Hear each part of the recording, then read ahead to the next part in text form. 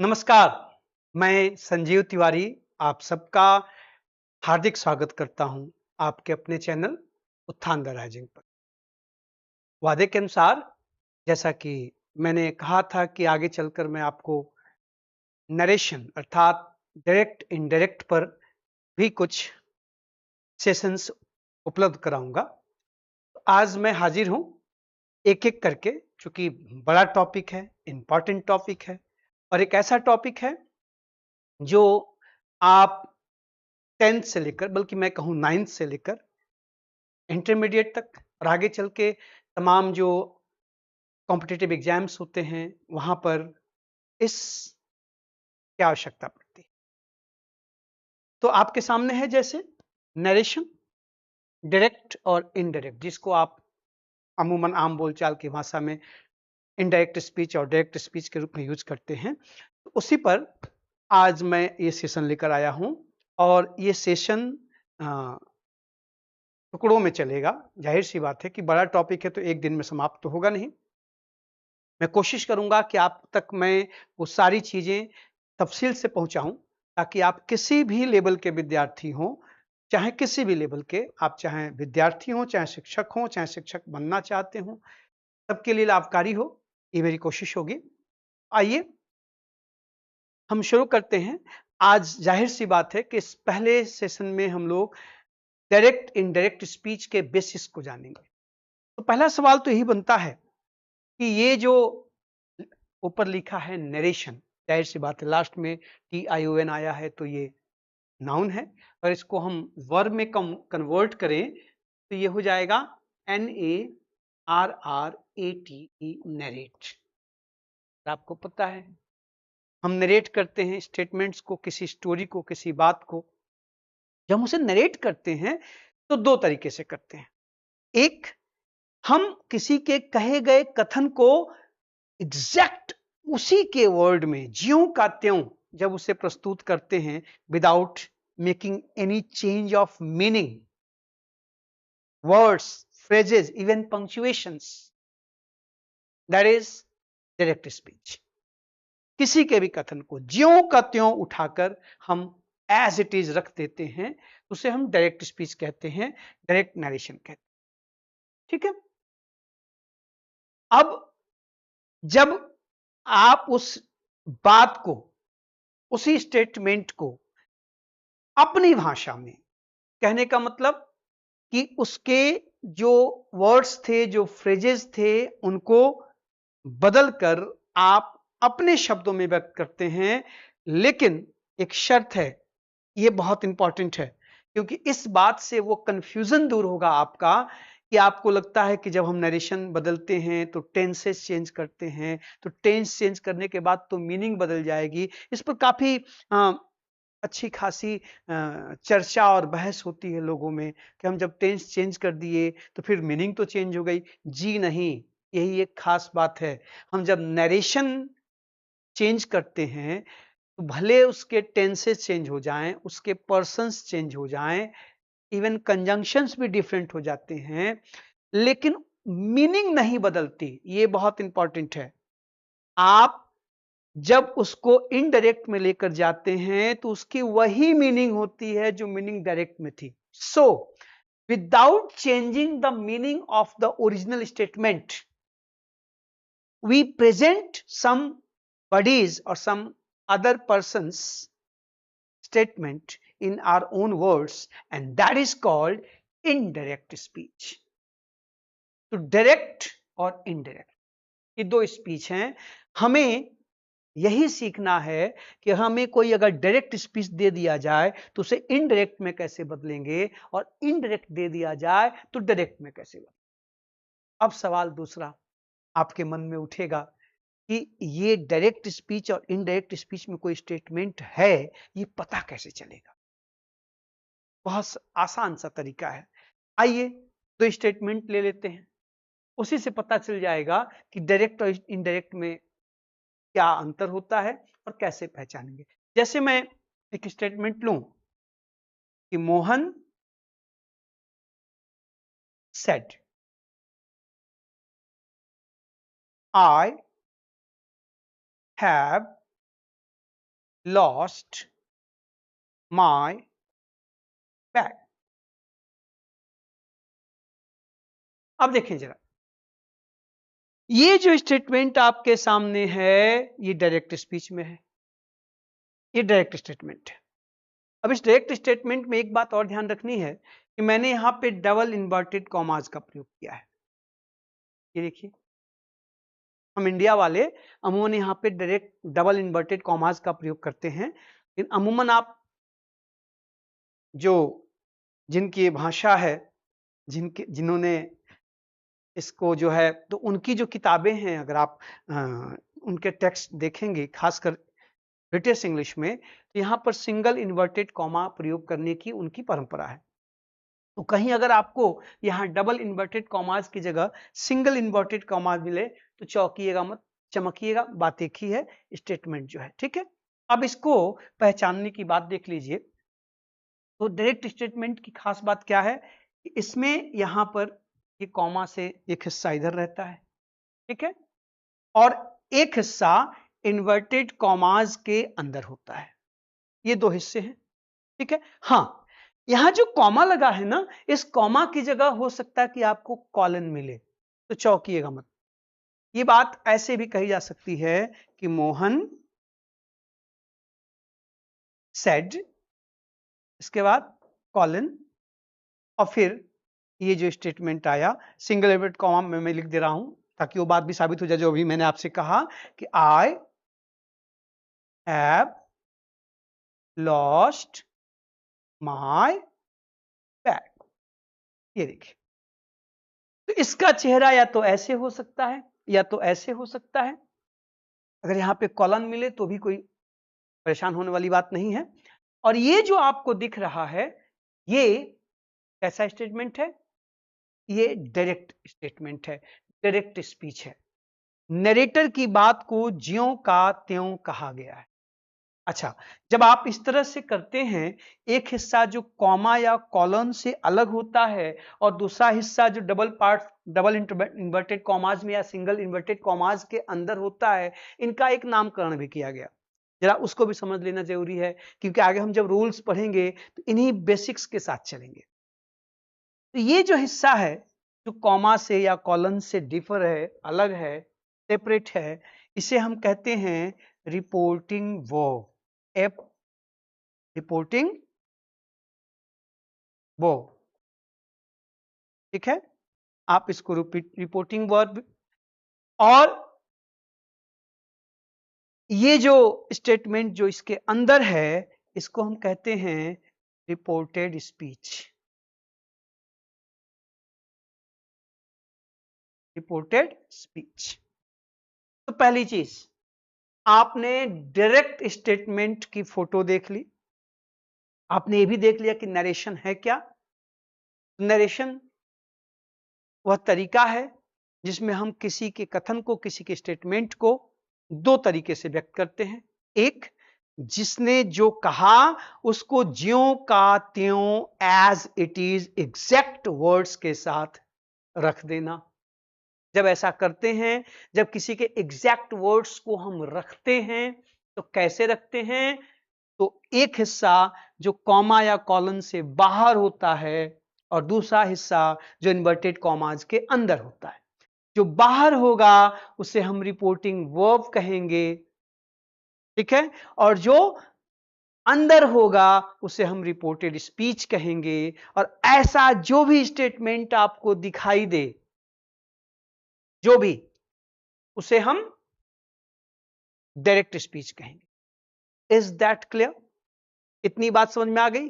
अब देखें जरा, अब हम लोग आगे चलें, अभी हम लोग नियमों पे जाएं, उसके पहले इस रिपोर्टिंग वर्ब और रिपोर्टेड स्पीच की पोजीशन, इनमें प्रयोग होने वाले वर्ब्स, इनकी चर्चा भी हमको अच्छे से कर लेनी चाहिए। पहले बेसिक्स को समझ लिया जाए। क्योंकि मैंने कहा ना कि मैं चाहता हूं कि आप 8th में, 9th में, 10th में हो तो भी ठीक है, आप एसएससी, बैंक, रेलवे दे रहे हैं तो भी ठीक है, आप ग्रेजुएशन करके टीजीटी, पीजीटी की परीक्षाओं के लिए जाना चाहते हैं, या आप सिविल सर्विसेज में जाना चाहते हैं, मेंस के पेपर को दे रहे हैं, कहीं भी ये चीजें आए तो आप कॉन्फिडेंटली अपनी बात कर सकें, लिख सकें, इसके लिए बिल्कुल स्क्रैच, फ्रॉम द स्क्रैच हम लोग शुरू करते हैं। ठीक, अच्छा, एक बात और प्रश्न उठ सकता है कि हम डायरेक्ट स्पीच और इनडायरेक्ट स्पीच की बात करते क्यों हैं? तो जो डायरेक्ट स्पीच है ना, ये आपको मूलतः क्या कहते हैं, नॉवेल्स में, स्टोरीज में, अखबारों में रिटन स्क्रिप्ट जो होती हैं, वहां डायरेक्ट स्पीच का प्रयोग ज्यादा होता है, उसमें सहूलियत होती है अपनी बातों को कहने के लिए। लेकिन हम जब कॉन्वर्सेशन करते हैं, जब हम किसी बात को डिलीवर करते हैं, वर्बली यूज करते हैं, ओरली यूज करते हैं, तो जाहिर सी बात है अब वहां पर इस तरह से वो कॉमा, इन्वर्टेड कॉमाज, फिर नेताजी वाला हाल हो जाएगा, जो स्क्रिप्ट पढ़ने लगे और कॉमा और फुल स्टॉप सब बताने लगे। तो चूंकि बोलते समय ये स्टेटमेंट्स कन्वीनियंट नहीं है, हम डायरेक्ट स्पीच में किसी से बात नहीं कर सकते, करेंगे तो बड़ा ही बोरिंग और अजीबो गरीब लगेगा, है ना। इसलिए इनको इनडायरेक्ट स्पीच में बदला जाता है, और इनडायरेक्ट स्पीच वाले जो स्टेटमेंट होते हैं वो बोलने में आसान होते हैं, सुनने में आसान होते हैं। But I am not saying that we don't use indirect speeches in our written English or in our writings. No, never. I'm not saying that. Yes, sometimes indirect speeches appears, seems much convenient, much more convenient than the direct one. Yeah, you can use them. हम written English में भी इनका प्रयोग कर सकते हैं अपनी सुविधा के अनुसार। मैंने बस एक क्या कहते हैं कच्चा सा एक रफ आइडिया बताया कि बेसिकली रिटन इंग्लिश में इनडायरेक्ट स्पीच अधिक अच्छा लगता है, शोभा देता है, कन्वीनियंट लगता है, और स्पोकन इंग्लिश में, कॉन्वर्सेशनल इंग्लिश में इनडायरेक्ट स्पीच अच्छा लगता है, कन्वीनियंट होता है। इसलिए इसको बांटा गया, ये नियम बनाए गए। ठीक है, अब मैंने आपसे कहा कि ये जो हिस्सा है ये रिपोर्टिंग वर्ब है, ये रिपोर्टेड स्पीच है, हमने इसको पहले रखा है। आपके मन में सवाल उठ सकता है कि क्या ये रिपोर्टिंग वर्ब हमेशा पहले ही होगी? उत्तर है नहीं। You can change, we can change, it may be changed. The position of reporting verb can be changed. हम उसको बदल सकते हैं। ठीक है, ये सुविधा है यहां पे। कहां रख सकते हैं? तो ये पहले आ सकता है, ये दो स्टेटमेंट्स के बीच में आ सकता है, ठीक है, ये स्टेटमेंट के बाद भी आ सकता है। जरा एक बात समझ लिया जाए कि इनकी पोजीशन जब बदलेगी तो डायरेक्ट स्पीच का चेहरा कैसा होगा, शब्दों का ऑर्डर क्या होगा, पोजीशन क्या होगी, ये भी जान लेना जरूरी है। क्योंकि आपके एग्जाम्स में, या आप कुछ लिख रहे हो, एग्जाम्स की बात क्यों, आप कोई नॉवेल लिख रहे हैं, कोई स्टोरी लिख रहे हैं, तो आपके स्टेटमेंट्स अट्रैक्टिव हो, मास पुलिंग हो, रीडर्स को बांधने वाले हो, इसके लिए जरूरी है कि आप सेंटेंसेस में आने वाले कंपोनेंट्स की पोजीशन को ठीक से रखें। तो it's a complete package. I am not teaching you narration just to get some marks or to solve one or two questions in the examinations. No, I'm here to teach you how to express yourself while speaking to somebody or writing something,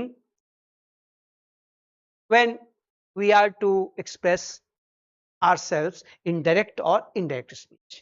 मुद्दा ये है। तो पहली चीज तो ये समझिए कि जो बेसिक वर्ब होती है, इसको हम बेसिक वर्ब भी कह सकते हैं। जो बेसिक वर्ब है, ये बेसिकली, मैं इसे ओमिट कर रहा हूं, आप अब तक तो नोट कर ही चुके होंगे। बेसिकली हम से अथवा टेल का प्रयोग,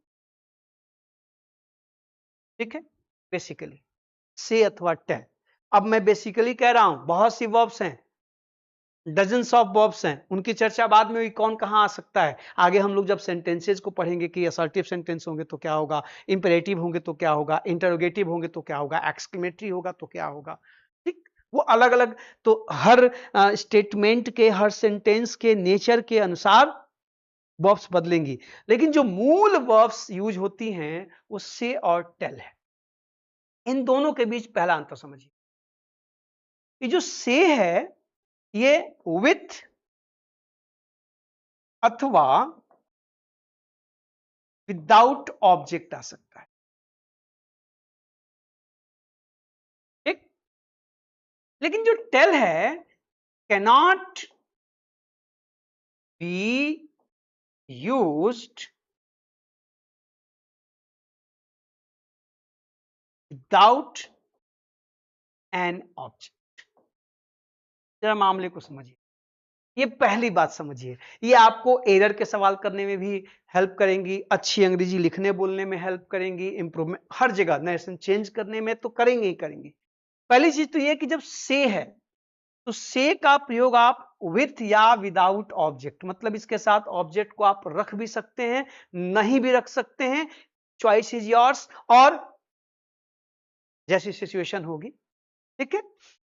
but tell cannot be used without an object until और अनलेस, यहां एक चीज जरूरी है, अनटिल और unless that person is necessary to be mentioned.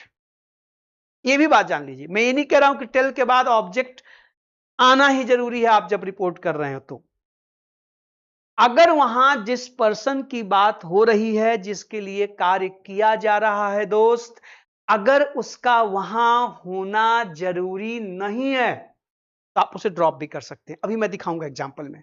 इन पहले बेसिक बात समझिए, अब तक बचपन से ही सिखाया गया होगा कि टेल के बाद ऑब्जेक्ट आता है, जरूर आता है, से के बाद ऑब्जेक्ट आ भी सकता है और नहीं भी आ सकता। इतनी बात क्लियर हो गई।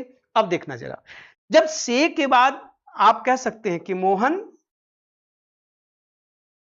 सेड, ठीक है, मोहन सेड, आगे आप ऐसे लिख सकते हैं जो भी लिखना हो। अभी मैं फोटो बना दे रहा हूं, आप समझ गए, यहां कुछ आएगा ये रिपोर्टेड स्पीच में। और आप ये भी कह सकते हैं कि मोहन सेड टू मी, आगे जो भी कहना हो। अब ध्यान से देखिए, आपने इसको बिना ऑब्जेक्ट के रखा तो भी ये दुरुस्त है, आपने इसको ऑब्जेक्ट के साथ रखा तो भी ये दुरुस्त है, ये ऑब्जेक्ट के बिना भी चलता है, ऑब्जेक्ट के साथ भी चलता है। Is that clear? But one thing, एक चीज और नई आके खड़ी हो गई साहब, क्या कि जब आप ऑब्जेक्ट को लेकर आएंगे तो यहां पर टू का आना जरूरी है। ये करेक्ट, ये करेक्ट। अगर आपने कहा मोहन सेड मी तो ये रॉन्ग है, ऐसा कोई फ्रेज नहीं हो सकता, नहीं हो सकता, वहां पे टू का आना जरूरी है। Is that clear? देखिए ध्यान से, तो पहली बात तो ये कि आप जब रिपोर्टिंग वर्ब को तैयार करेंगे तो आपको ये समझना है कि से और टेल आएगा तो से के साथ विथ और विदाउट ऑब्जेक्ट, यहां पर ऑब्जेक्ट आ भी सकता है, नहीं भी आ सकता, आएगा तो टू जरूर आएगा। क्लियर? मेरे ख्याल से आप तक मैं अपनी बात ठीक से पहुंचा पा रहा हूं, तो समझिएगा और संभालिएगा। और प्लीज आपके पास जब ये सेशन पहुंचे तो अपनी टिप्पणी, अपनी राय, अपने सजेशंस, अपने क्रिटिसिज्म जरूर पहुंचाइएगा, ये बहुत जरूरी है, ताकि आदमी निखरता है ना, निखरता है। निंदक नीरे राखिए आंगन कुटी छवाए, उन जाहिर सी बात है। और विद्यार्थी शिक्षक के निंदक तो नहीं, हाँ आलोचक हो सकते हैं। आलोचना का मतलब है कि गुण और दोषों का सही समीक्षा करना और लोगों को बताना। और हर शुभचिंतक, हर अच्छा दोस्त वही होता है जो अच्छाई को भी पूरे गर्व से कहे और कमियों की वो भी इंगित करे मुस्कुराकर, ताकि दिन पर दिन बंदा निखरता चला जाए। देखिएगा जरा, इधर आ जाइए। अब जब आप इधर आएंगे तो इधर आने पर क्या ध्यान रखना है कि टेल के साथ ऑब्जेक्ट जरूर आएगा। आप कहोगे, अब इसी को मैं कह दूं तो आप कहो कि मोहन टोल्ड मी, आगे जो भी कहना हो, तो ये करेक्ट है भाव, ठीक है। अगर आपने कहा मोहन टोल्ड, मोहन टोल्ड, आगे जो भी कहना हो, तो ये रॉन्ग है, यहां आना चाहिए ऑब्जेक्ट। एक बात और आप ध्यान से देखो, जब मैंने टोल्ड लिखा, इसके बाद देखिए ऑब्जेक्ट आया तो टू का प्रयोग नहीं हुआ है, टू का प्रयोग नहीं हुआ, ये ध्यान रखिए, यहां पे टू आया, यहां पे टू नहीं आया है। अगर आपने इसको ऐसे लिखा कि मोहन, ठीक है, टोल्ड टू मी, तो ये रॉन्ग कॉन्सेप्ट है, गलत है, नहीं हो सकता, आप यहां टू का प्रयोग नहीं कर सकते। समझिएगा बात को, सेशन छोटे छोटे में करूंगा और एक एक चीज बारीकी से तोड़ तोड़ के मैं लेके चलूंगा। कोई जल्दी नहीं है, कोई हाहाकारी नहीं है। अगर आप चीजों को तफसील से, कायदे से एक एक चीज को समझने वाले विद्यार्थी हैं तो आप जुड़िए, ठीक है। मैं वादा करता हूं आपको बिल्कुल ऑफलाइन क्लास का मजा आएगा। आपको लगेगा, आप चाहे जहां भी बैठे होंगे भारत के किसी भी कोने में, आपको लगेगा कि मैं आपके सामने बैठ के पढ़ा रहा हूं। ये मैं कोशिश करूंगा, वो चीजें कि जल्दी जल्दी फटाफट नहीं।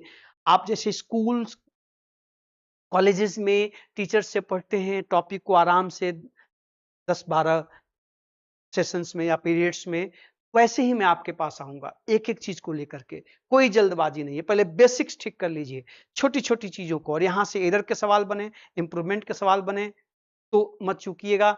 और अंग्रेजी अच्छी लिखिए, अच्छी बोलिए, ये बहुत जरूरी है। देखिए जरा, तो ये चीज पहले समझ में आ गया। से और टेल के बीच का जो बेसिक डिफरेंस है वो आप समझ गए होंगे। इधर वाला भी ध्यान से देख लीजिए, इधर वाला भी ध्यान से देख लीजिए। और यहां से अगर त्रुटि के सवाल आते हैं तो अब ये छोटी छोटी गलतियां, ये डिटेल्स मत मिस करिएगा, ठीक से चलिएगा और ठीक से समझिएगा। अब इसका एक हिस्सा जो मैंने आपसे कहा, टेल मैंने लिखा है कि cannot be used without an object, लेकिन तुरंत मैंने कहा था कि ये मतलब कोई हार्ड एंड फास्ट रूल नहीं है। ऑब्जेक्ट को हम हटा भी सकते हैं, हालांकि ऑब्जेक्ट आएगा वहां, लेकिन पर्सनल ऑब्जेक्ट को, कि वहां पर्सनल ऑब्जेक्ट हो ही ये जरूरी नहीं है। अगर उसकी आवश्यकता ना हो तो हम उसे हटा सकते हैं। इस बात को समझने के लिए आइए हम लोग इसको हटाते हैं और जरा उस पर चलते हैं जो मैं कह रहा हूं। देखिए जरा, कहने का मतलब क्या है कि जैसे ही टोल्ड, मैं यहां पर ऑब्जेक्ट को ब्रैकेट में रख दे रहा हूं। ये बात कई बार आपसे चर्चा हुई है कि ब्रैकेट में रखने का मतलब है कि वो चीज वहां ऑप्शनल है, आप रख भी सकते हैं और नहीं भी। मैं कह सकता हूं कि टोल्ड मी अ स्टोरी। अब देखें जरा, अब ये जो मैंने लिखा है इसको मैं एक्सप्लेन कर दे रहा हूं। हो सकता है कुछ साथी बाद में कंफ्यूज हूं, कभी तो आपने कहा कि ऑब्जेक्ट नहीं हो सकते, यहां तो ऑब्जेक्ट रख दिया है। मैंने इसको ब्रैकेट में रखा। ब्रैकेट में रखने का मतलब है कि ऑप्शनल है, but I am going to split it. ये देखो, कहने का मतलब क्या है कि अगर आपने कहा he told me a story, तो ठीक है, ऑब्जेक्ट आ गया ना। आप ये भी कह सकते हैं ही टोल्ड अ स्टोरी, ये भी करेक्ट है। भाई ऑब्जेक्ट तो आ ही गया ना, जो मैंने वहां लिखा था कि can not be used without an object, तो वो साबित हो गया। देखो यहां अ स्टोरी जो नाउन फ्रेज है इसका ऑब्जेक्ट है, लेकिन यहां जो पर्सनल प्रोनाउन है मी, हिम, हर, देम, वो अनिवार्य नहीं है। अब देखो, उसने एक कहानी कही, सुनने वाले बहुत से लोग, किससे कही इंपॉर्टेंट नहीं है, हो सकता हो किसी सभा में बैठकर, किसी मंच पर बैठकर कह रहा हो, ऐसा हो सकता है ना। हाँ, अगर बताना हो कि उसने कहानी किसको सुनाई, किसी पर्टिकुलर पर्सन को, किसी समूह को ना, क्लास को, तो फिर वो आ जाएगा कि he told the class a story, पूरी क्लास को सुनाई। Told me a story, told us a story. तो यहां पर ये जो पर्सनल प्रोनाउन वाला ऑब्जेक्ट है, मतलब यहां पर जो इनडायरेक्ट ऑब्जेक्ट है, डायरेक्ट ऑब्जेक्ट तो आएगा ही आएगा, इनडायरेक्ट ऑब्जेक्ट का आना डिपेंड करता है कि वो वहां पर मेंशन करना जरूरी है कि नहीं है। है तो कर दीजिए, वरना आप ऐसे भी लिख सकते हैं। ठीक है, अब कह सकते हैं कि शी टेल्स लाइज, वह झूठ बोलती है, उसको आदत है बोलने की। देखिए ऑब्जेक्ट तो आ ही गया ना। आप ये भी कह सकते हैं शी टेल्स मी लाइज, वह मुझसे झूठ बोलती है। अब ये आपको लगता है कि मुझे बताना कि मुझसे बोलती है, तो मी ले आकर रख दीजिए, बात खत्म हो गई। ठीक है ना। इस तरह से आप जब इन क्रियाओं का प्रयोग करेंगे नरेशन में, तो आपको ध्यान रखना है कि आप इजिली इनको शिफ्ट कर सकते हैं, इनको रख सकते हैं, आप अपने हिसाब से कर सकते हैं। जब टेल आएगा तो क्या होगा, से आएगा तो क्या, एक तो बात ये हो। अब दूसरी बात यह है कि हम ये जो रिपोर्टिंग वर्ब अभी बना रहे थे, ठीक है, तो रिपोर्टिंग वर्ब जो हम लोग बना रहे थे, उस रिपोर्टिंग वर्ब को हम पहले रख रहे थे, हम उसको बाद में भी रख सकते हैं। जब बाद में रखेंगे, एक चीज का ध्यान रखना है। क्या ध्यान रखना है कि जैसे मैं कहूं कि I don't want to go there, मान लीजिए स्टेटमेंट आ गया, ठीक है, आपने ऐसे इन्वर्टेड कॉमास लगा दिया। अब यहां पर देखो, अब यहां जब से आएगा, से, अगर आप यहां से को रखना चाहते हैं, मतलब वो प्रेजेंट पास्ट किसी में भी रखना हो, उससे डिपेंड करेगा। जैसे मैं कह दूं तो आप कहोगे सेड ही, ठीक, सेड ही अथवा ही सेड। या ध्यान दीजिएगा, से के साथ सब्जेक्ट और वर्ब का इन्वर्जन संभव है। सुन रहे हैं आप, सब्जेक्ट और वर्ब का इन्वर्जन संभव है। जब बाद में लेके आएंगे, तो अगर वो प्रोनाउन है तो प्रोनाउन को आप आगे भी रख सकते हैं, पीछे भी रख सकते हैं। मतलब आप सेड ही भी कह सकते हैं, ही सेड भी कह सकते हैं। प्रोनाउन के साथ ये वाला मोर कॉमन है। ठीक है, he said, they said, we said, ये मोर कॉमन है। मैं फिर कह रहा हूं, कभी सेड ही मिल जाए तो चौंकिएगा मत। हाँ, आपको मैक्सिमम ये दिखाई देगा। मतलब इन्वर्जन से क्रिया के साथ हम इन्वर्जन कर सकते हैं, वर्ब को पहले ला सकते हैं, सब्जेक्ट को बाद में रख सकते हैं। प्रोनाउन के साथ ये लेस कॉमन है। प्रोनाउन के साथ प्रोनाउन को पहले रखते हैं, वर्ब को बाद में। मतलब जो ये वाला है, ये मोर कॉमन है, यही आपको ज्यादा मिलेगा, लेकिन वो भी मिल सकता है, चौंकिएगा मत, चमकिएगा। क्लियर। लेकिन अगर वहां पे नाउन आ जाए, नाउन आ जाए तो इन्वर्जन होता है, नाउन को बाद में ही रखते हैं। इसी बात को आप ऐसे कह सकते हैं कि आई एम लिविंग नाउ। ठीक है, अब देखो यहां पे क्या कहोगे, सेड मोहन, सेड।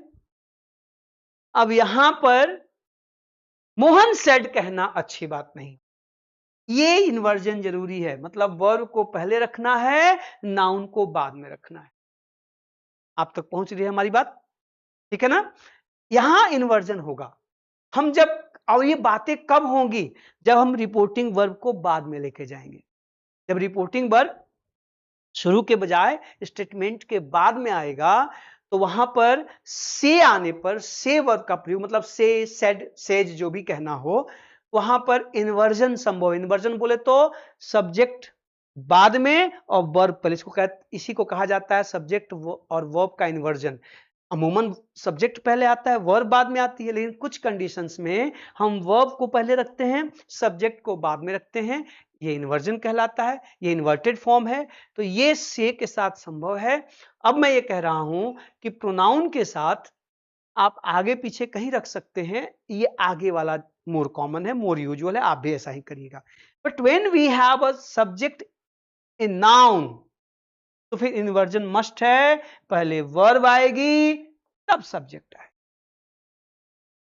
क्लियर है। अच्छा, आप सोच रहे होंगे कि ये तो कुछ अलग ही धारा में नरेशन पढ़ा रहे हैं, अब तक जो है आए ही नहीं दैट पर, टोल्ड पर, इस पर आऊंगा। नियमों पे जाने से पहले बेसिक्स को समझना जरूरी है। पहले पूरी फोटो समझ ली जाए कि डायरेक्ट स्टेटमेंट होता क्या है।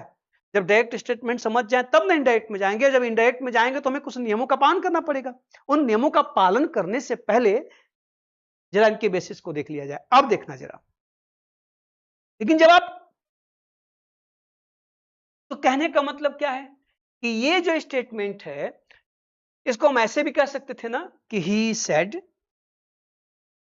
या मोहन सेड ना, मोहन या ही जो भी कहना हो, मोहन अथवा ही सेड, ठीक है, आई एम लिविंग नाउ। आप इसको ऐसे भी कर सकते हैं। तो मैं कहना क्या चाहता हूं कि सेड मतलब से वर्ब को हम जब लिखेंगे, से वर्ब से जो हम डायरेक्ट स्पीच को बनाएंगे, जब रिपोर्टिंग वर्ब में वर्ब से आई हो, से, सेज या सेड या विल से या सेइंग कुछ भी, या have said, has said, anything, तो रिपोर्टिंग वर्ब की position sentence statement, direct statement मतलब रिपोर्टेड स्पीच कह लो इसको, तो इसकी पोजीशन रिपोर्टेड स्पीच से पहले भी हो सकती है, रिपोर्टेड स्पीच के बाद भी हो सकती है। इतनी बात मैं समझा पाया आपको। जब बाद में लेके जाओगे तो ये वाली बात ध्यान रखनी है, क्या, इन्वर्जन होगा। कब? जब नाउन आएगा, ठीक, इन्वर्जन होगा। हम नाउन सब्जेक्ट को बाद में ही रखेंगे। प्रोनाउन के साथ आपकी मर्जी, आप आगे पीछे कहीं भी रख सकते हैं, बट आगे ही रखना मोर कॉमन है, मोर यूजुअल है। Is that clear? ठीक है। अब देखो एक चीज और, इस सेशन की अंतिम बात मैं बताने जा रहा हूं।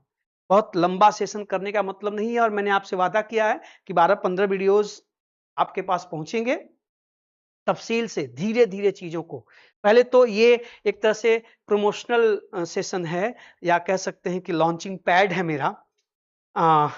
मैं नरेशन ऑफलाइन क्लासेज में खूब पढ़ाया हूं, तमाम चीजें हैं, और उनके नोट्स और पीडीएफ्स भी मैंने बच्चों से मंगा रखे हैं, मैं आपको उपलब्ध करा दूंगा, वो बाद की बात है। एक तरह से ये प्रमोशनल क्लास है। इस क्लास में मुझे आपकी प्रतिक्रियाओं का इंतजार रहेगा कि आपने कैसा महसूस किया, क्या कुछ अलग हट के लगा आपको, तो आप मुझे इंस्पायर करिएगा, तो आगे के सेशंस और भी खूबसूरत, मजेदार और फ्रूटफुल होंगे। ये आपसे प्रॉमिस है, वादा करता हूं, दावा नहीं, दावा बड़े लोग करते हैं, वादा। ठीक है, छोटा सा मास्टर हूं। देखिएगा जरा, मैं मास्टर क्या हूं, विद्यार्थी हूं, सीखने की कोशिश करता हूं, आपको सिखाता हूं। अब सवाल उठता है कि मैंने से की तो बात कर ली, आपके मन में एक सवाल उठ रहा होगा, सर जी, मिस्टर तिवारी, क्या हम टेल को भी डायरेक्ट स्पीच में रख सकते हैं? इनडायरेक्ट में तो रखते ही हैं, क्या टेल को भी हम indirect speech, sorry, direct speech में रख सकते हैं? जवाब है हाँ, बिल्कुल रख सकते, लेकिन एक शर्त है कि जब हम टेल को डायरेक्ट स्पीच में रखेंगे तो वो हमेशा बाद में ही आएगा, पहले नहीं आएगा। टेल हमेशा बाद में आएगा, पहले नहीं आएगा। अच्छा, एक प्रश्न और आपके मन में उठ रहा होगा कि चलो भैया ठीक है, से के साथ आपने जो किया करा समझ में आ गया, अगर हम चाहें कि टेल वर्ब का प्रयोग डायरेक्ट स्पीच में करें, क्या यह संभव है? उत्तर है बिल्कुल संभव है, कर सकते हैं, लेकिन एक शर्त है कि हम जब टेल वर्ब का प्रयोग डायरेक्ट स्पीच में करेंगे दोस्त, तो वो हमेशा रिपोर्टेड स्पीच के बाद आएगा, मतलब उसकी पोजीशन स्टेटमेंट के बाद होगी, पहले नहीं हो सकती। ठीक है, और इसमें आपको बाकी चीजों का ध्यान रखना है। क्या ध्यान रखना है? कि भाई टेल जब आएगा तो ऑब्जेक्ट का होना जरूरी है, और तीसरी चीज ये भी ध्यान रखना है कि मैंने आपसे कहा कि से वर्ब के साथ इन्वर्जन पॉसिबल है, मतलब आप सब्जेक्ट को आगे पीछे कर सकते हैं, ये बात अभी चर्चा हुई है ना। लेकिन जब आप टेल का प्रयोग करेंगे तो टेल के साथ सब्जेक्ट वर्ब का इन्वर्जन संभव नहीं है, नॉट पॉसिबल, आप वहां इन्वर्जन नहीं कर सकते। आइए फोटो देखिए, एग्जाम्पल से समझ में आएगा। कहने का मतलब कि आप कहोगे कि आई एम लिविंग टुनाइट, ठीक है, ये देखें, living tonight told, sorry, Mohan told me. अब ये बिल्कुल परफेक्ट है, बिल्कुल करेक्ट है, आप ऐसा कर सकते, नो प्रॉब्लम। ये बाद में ही जाएगा, पहले नहीं आएगा। ठीक है, आप इसको ऐसे नहीं लिख सकते कि Mohan told me I am living tonight. ठीक है, ये संभव नहीं है, आप इसे पहले नहीं रख सकते हैं, क्योंकि डायरेक्ट स्पीच में टेल का प्रयोग जनरली हम करते नहीं हैं। अगर हम करना चाहते हैं तो हमेशा बाद में करेंगे, पहले नहीं करेंगे, एक बात।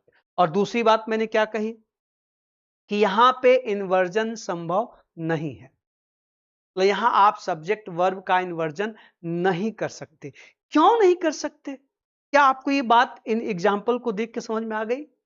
अगर आ गई तो ठीक, नहीं तो आप ध्यान से देखो, मैं समझा देता हूं। भाई, टेल क्रिया बिना ऑब्जेक्ट के आती नहीं है, वहां ऑब्जेक्ट आएगा, चाहे डायरेक्ट हो चाहे इनडायरेक्ट हो। तो अगर हम इसका इन्वर्जन कर दें दोस्त, और देखिए अगर मैं इसका इन्वर्जन करूं, मैं यहां कर रहा हूं, देखिए तो ये क्या हो जाएगा, टोल्ड मोहन मी। कितना गंदा सेंटेंस है, क्या ये संभव है? टोल्ड मोहन मी, नहीं संभव है ना। तो यहां चूंकि टेल के बाद ऑब्जेक्ट डेफिनेटली आएगा, इसलिए सब्जेक्ट को पहले आना जरूरी है। इसलिए जब आप डायरेक्ट स्पीच में टेल वर्ब का प्रयोग करेंगे तो इन्वर्जन नहीं होगा। ठीक है, और ये हमेशा बाद में आएगा, पहले नहीं आएगा। क्लियर हो गया? एग्जैक्टली आप समझ गए चीजों को। क्या कहा मैंने कि से लिखोगे तो से रिपोर्टेड स्पीच के पहले भी आ सकता है, रिपोर्टेड स्पीच के बाद भी आ सकता है। से के साथ हम सब्जेक्ट वर्ब का इन्वर्जन कर सकते हैं अगर वहां ऑब्जेक्ट नहीं है तो। अगर ऑब्जेक्ट है तो वहां भी इन्वर्जन नहीं होगा, अभी मैं दिखाता हूं आपको। अगर ऑब्जेक्ट है तो से के साथ भी इन्वर्जन नहीं होगा, लेकिन चूंकि से के बाद हम ऑब्जेक्ट को रख भी सकते हैं और नहीं भी। जब ऑब्जेक्ट नहीं है तो इन्वर्जन होगा। ठीक है, प्रोनाउन है तो आपकी मर्जी है, करिए चाहे मत करिए, लेकिन नाउन है तो इन्वर्जन जरूर होगा। मैं इस बात को फिर से रिपीट कर दिया हूं, अभी जो पीछे कहा था 5 मिनट पहले, इसको संभालिएगा। अब इससे जुड़ी हुई, इस बेसिक से, इस सेशन में मैं यहीं पर आकर चीजों को रोकने जा रहा हूं, क्योंकि इसके बाद अगली बात शुरू करना वो कनेक्ट नहीं करेगा। तो जितनी बातें आपस में इंटरकनेक्टेड है उनको एक साथ लेके चलें, फिर तोड़ तोड़ के हम लोग देखेंगे। इसमें एक बात और है कि जैसे मोहन टोल्ड मी आपने लिखा, ऐसे ही से के साथ भी टू प्लस ऑब्जेक्ट संभव है। मतलब से plus two plus object is possible, ये पॉसिबल है साहब, आप ऐसे लिख सकते हैं। लेकिन एक शर्त है, शायद हम भारत वाले, हम विद्यार्थी, शायद कुछ शिक्षक बंधु भी इस बात को लेकर चौंकें। तो भाई मैं भी इसका विद्यार्थी हूँ, ये विदेशी भाषा है, इसको हम लोग अपने मन से तो देख नहीं सकते, समझ नहीं सकते। जो ग्रंथ कहते हैं, जो सोर्सेज कहते हैं, वही मैं आपको बताने जा रहा हूँ। मेरे पास सामने पड़ी हुई है, अभी मैं उसको आपको दिखा देता हूं, पढ़ के सुना देता हूं। पहले जरा मैं इसको बता लूं मैं कहना क्या चाहता हूं। से प्लस टू प्लस ऑब्जेक्ट ये संभव है, डायरेक्ट स्पीच में ये भी संभव है, जैसे अभी आपने टेल के साथ लिखा था, लेकिन इसकी पोजीशन हमेशा बाद में होगी, पहले नहीं होगी, पहले नहीं होगी। अब आप सोचो जरा, हम लोग बचपन से, मैं भी, गुरुजनों ने ही पढ़ाया, राम आप, और छोड़ो पढ़ाने की बात, गुरुजनों की बात छोड़ो, जितने आपके रिसोर्सेज हैं एक्सीलेंट, काका, पता नहीं कौन कौन सी, आप पुस्तकें खरीदते हैं, प्रैक्टिस के लिए जितनी बुक्स खरीदते हैं, जो भी आपके टेबल पे रखी होंगी, उन सब में 50% क्वेश्चंस में ही रहा होगा, he said to me, Ram said to me, he told to me. He told to me तो होगा ही नहीं, और इसको पहले रखा गया होगा। लेकिन भाषा कहती है, नियम कहते हैं कि आप इस स्ट्रक्चर को पहले नहीं रख सकते। कहने का मतलब कि आप कहोगे कि I don't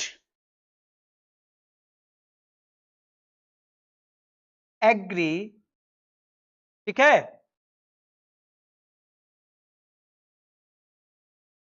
he said to मी। देखिए जरा, ये करेक्ट है। अगर आपने स्टेटमेंट को ऐसे लिखा ना कि he said to me I don't agree, तो टेक्निकली ये रॉन्ग सेंटेंस है। और बचपन से हम सभी इसी पैटर्न पर सैकड़ों नरेशन करके विद्वान बन गए, पास भी हो गए, नंबर भी पा लिया। आज भी आप वैसे ही पढ़ रहे हैं, और आपकी परीक्षाओं में सवाल भी ऐसे ही पूछे जा रहे हैं, इवन कमीशन पूछता है। ये तो मेरे लिए जिज्ञासा का विषय है कि क्या भारत में आके कुछ नियम बदले हैं, तो फिर मैं भी उससे अनभिज्ञ हूं, मुझे भी ये तब इस पर जानना चाहिए, तब तो मैं क्षमा चाहता हूं। लेकिन जरा देखें दोस्त, मेरे सामने यूरोप की मोस्ट पॉपुलर ग्रामर की बुक, जिसके बारे में कहा गया था कि वो बेस्ट सेलर बनी थी, ये आपको दिख रहा होगा, a practical English grammar, AJ Thomson and AV Martinet. ये देख लीजिए, इसके नरेशन के चैप्टर में जाइए तो यहां पर इस जो बात मैं आपसे चर्चा कर रहा हूं, उस पर इन्होंने, इन दोनों विदुषियों ने वक्त दिया है और इसको एक्सप्लेन करते हुए कहा है। मैं पढ़ रहा हूं, ये पुस्तक आपके सामने मैंने दिखा दिया, अब आपको वहां तक दिखेगी कि नहीं मैं नहीं जानता, मैं पढ़ रहा हूं, मुझ पर भरोसा करिएगा। यहां कि ये कह रहे हैं, देखिए ये पेज नंबर 277 मैं बता दे रहा हूं, अगर आपके पास ये बुक है तो आप इसको देख लीजिएगा। अच्छा, मैं ऐसा ही हूं, हाथ कंगन को आरसी क्या, पढ़े लिखे को फारसी क्या, मैं क्यों जो है बेवकूफाना हरकत करूं। बाद में वीडियो जाएगा तो तमाम लोग इस पे क्लेम कर सकते हैं, आजकल सोशल मीडिया पे कमेंट हो गया, तो मैं इसलिए इसको पढ़ रहा हूं। इसकी जरूरत ये नहीं कि मेरे विद्यार्थी मेरा भरोसा करते हैं, लेकिन फिर भी आपके अलावा भी लोग देखेंगे। यहां पर पेज नंबर 276 पर ये बात कह रही हैं दोनों विदुषियां कि say and tell with indirect object. हाँ, कह रहा है कि indirect statement are normally introduced by say, नहीं इस यहां तो ये देखिए कि यहां पर देखिए कि ये कि से plus two plus person addressed is also possible, ये ठीक है, देख लीजिएगा कि से plus two plus person addressed is possible, but this phrase must follow the direct statement, it cannot introduce it। आप से प्लस टू प्लस ऑब्जेक्ट को रख सकते हैं जिस पर्सन को आप एड्रेस कर रहे हैं, लेकिन इसको फॉलो करना चाहिए, मतलब बाद में आना चाहिए, पहले नहीं। एग्जांपल भी दे, देखिए कि Tom living, I am living, देखो I am living at once, Tom said to me, Tom said to me, बाद में इट कैनॉट इंट्रोड्यूस इट, एकदम कैटेगोरिकल स्टेटमेंट है इन दोनों विदेशियों का, इट कैनॉट इंट्रोड्यूस, ये शुरू में नहीं आ सकता। और नीचे भी क्या लिखा है कि inversion is not possible here, और इन्वर्जन भी नहीं हो सकता, क्यों? क्योंकि जैसे ही इन्वर्जन करो तो सेड ही टू मी गंदा लगेगा। तो जब ऑब्जेक्ट भी आ जाए तो पहली बात है कि इन्वर्जन नहीं होगा, इतना स्पष्ट हो गया। और आज के बाद ये जान लीजिए, अब ये आपके सामने प्रमाण है, आप चिंतन करिएगा और आप जो भी गुरुजन है पूछिएगा कि ये चीज क्यों, और ये किताबों में भी क्यों। किताब कहां, गाइड्स में छपा होता, किसी किताब में नहीं पाओगे, कोई भी ऑथेंटिक बुक में नहीं पाओगे, गाइड्स में ही मिलेगा ये, जिनको पढ़ पढ़ के हम लोग विद्वान बने हुए हैं। कि ये अगर ऑब्जेक्ट के साथ आएगा तो ये पहले आ ही नहीं सकता, ये हमेशा स्टेटमेंट के बाद होना चाहिए। Ram said, Mohan said, he said पहले आ सकता है, बाद में आ सकता है, but he said to me ये कभी पहले नहीं आ सकता, हमेशा बाद में आएगा। आई होप कि आप तक मेरी बात पहुंची होगी, और इसलिए मैं ले आके आया था प्रमाण के साथ, क्योंकि कोई भी बात ऐसी कही जाए तो उसके सपोर्ट में कुछ होना चाहिए, वरना टिप्पणियां, टिप्पणियों का डर नहीं है, आप तक बात सही पहुंचे, आप सही जाने, ये जरूरी है ना। तो आज मैंने केवल डायरेक्ट स्टेटमेंट के स्ट्रक्चर की बात की। आपको कैसा लगा जरूर बताइएगा। थोड़ा अजीब लगा होगा कि नरेशन में इतनी देर तक इन्होंने चर्चा की और एक भी नियम नहीं। तो नियमों पे जाने से पहले मेरी आदत है कि एकदम ठोक बजा के दुरुस्त चला जाए। हमने आज आपको सिर्फ डायरेक्ट स्टेटमेंट का थोबड़ा दिखाया, उसका चेहरा दिखाया, उसका स्ट्रक्चर दिखाया, उसके साथ आने वाली चीजें। अच्छा, वर्ब और भी आ सकती हैं, लेकिन अभी मैंने कहा ना कि आगे चल के उन पर चर्चा होगी नियमों के अनुसार। सेशन को बहुत ध्यान से, प्यार से देखिएगा। आप अगर पहली बार हमारे साथ जुड़ रहे हैं तो लाइक करना, सब्सक्राइब करना मत भूलिएगा। जैसे सब लोग कहते हैं, मैं भी कह दे रहा हूं, हालांकि ये मुझे अजीब लगता है कहते हुए। ठीक है, सेशन को बहुत प्यार से देखिएगा, अंत तक जाइएगा, और जाने के बाद अपनी टिप्पणियां, अपने सुझाव, अपनी आलोचना मुझ तक जरूर पहुंचाइएगा, मुझे खुशी होगी। और अगले सेशन का इंतजार करिएगा। ऐसे ही छोटे छोटे धमाके होते रहेंगे और आप तक मैं अपनी बात पहुंचाता रहूंगा। वक्त बिताने के लिए मेरे साथ मैं पहले से आपको एडवांस में थैंक यू बोल देता हूं कि आप पूरी वीडियो को देखिएगा। स्वस्थ रहिएगा, मस्त रहिएगा, पढ़ते रहिएगा। अगले सेशन में मिलेंगे हम लोग आगे की बातों के साथ। Thank you, take care.